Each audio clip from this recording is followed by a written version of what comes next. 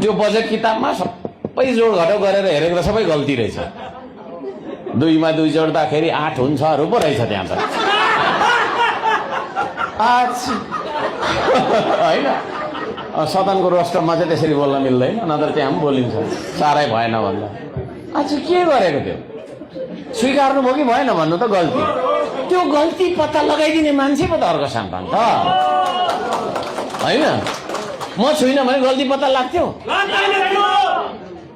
सबै विनियोजन विधेयकको तपाईँको विनियोजन विधेयक भनेको चाहिँ कसरी खर्च गर्ने भन्ने विधेयक हो होइन। त्यो पास गरिसकेपछि ऐन बन्ने हो। छलफल सकिसक्यो, रक्षा मन्त्रालयको किताबै आउँदैन बजेटको। कसैले वास्ता नगर्दो रहेछ फेरि त्यहाँ। हामी अब लाइक कतिजना छौँ, लाइक अब 2 जना घटाउँदाखेरि 273 जना मान्छे छौँ, 272 जनाले चाहिँ वास्तै गर्दैन रहेछ क्या। रक्षा मन्त्रालयको त बजेटको किताबै आएको छैन। किताब आएको छैन भन्ने मान्छे म होइन भनेको। अनि अर्थमन्त्री पनि झसङ्ग हुनु के पो भयो, हतार प्रिन्ट गर्नु लाउनु भएछ बिचरा। प्रिन्टर पेपरबाट खेसले 2टा ल्याउनु भएको रहेछ, पास भइसक्यो भोलिपल्ट है। त्यस्तो गल्ती पक्रिने मान्छे पो त अर्को साम्पाङ त। त्यहाँ म छुइनँ भने अरूले पक्रिँदैन रहेछ त, देखियो त होइन र। अनि हो त्यो पक्रिँदा चाहिँ विरोध गर्यो भन्छ।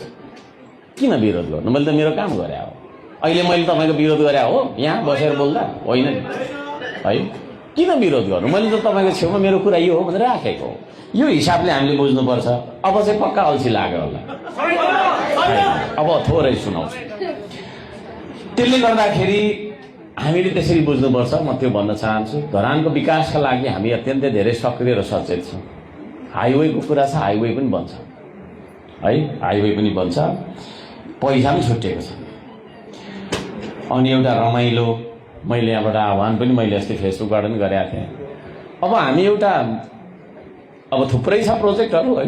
ज्येष्ठ नागरिक पार्क जानु भएको छ, श्रम संस्कृति क्षेत्रमा, श्रम संस्कृति पार्क एरियामा सबभन्दा राम्रो त ज्येष्ठ नागरिक पार्क भन्दैछ होइन। त्यहाँ हाम्रो आमा बाउहरू होइन ट्याक्कसँगले लौरो टेकेर यस्तो गरेर घुम्दै गरेको हेर्नु मन लाग्दैन तपाईँलाई? लाग्छ। त्यो श्रम संस्कृति पार्क बनाउनका लागि अहोरात्र श्रमदान गर्नुहुने श्रमदाताहरूको लागि ताली बजाउनुपर्छ। श्रम संस्कृति दिदीबहिनी साथै अन्य दाजुभाइ सबैजना जो जति आबद्ध हुनुहुन्छ तपाईँहरूलाई हार्दिक धन्यवाद दिन चाहन्छु। पहिला कस्तो थियो भन्नु न, त्यो घिनलाग्दो रास तपाईँको काँडा घारी कुरोहरू पुरै घिनलाग्दो। अहिले यसो हेर्नुपर्छ होइन, थाइल्यान्डको बीच पो हो कि क्या हो देखिने क्या होइन। एकछिन थाइल्यान्डको बीच होइन हुन्छ नि होइन, त्यो खालको ट्याक्कै हेर्छु कि त्यस्तो भिजन भएको मान्छे पो त हामी त होइन र हो। अब त्यस्ता पार्कहरू हामीले थुप्रै बनाउँदैछौँ, त्यो पनि कम्प्लिट हुँदैछ। यतापट्टि तपाईँको हाम्रो जेनजी स्मारकमा पनि काम हुँदैछ होला होइन। तर त्यहाँ चाहिँ अलिकति आर्थिकको सहयोगको अलिक कम भएको छ कि भन्ने छ।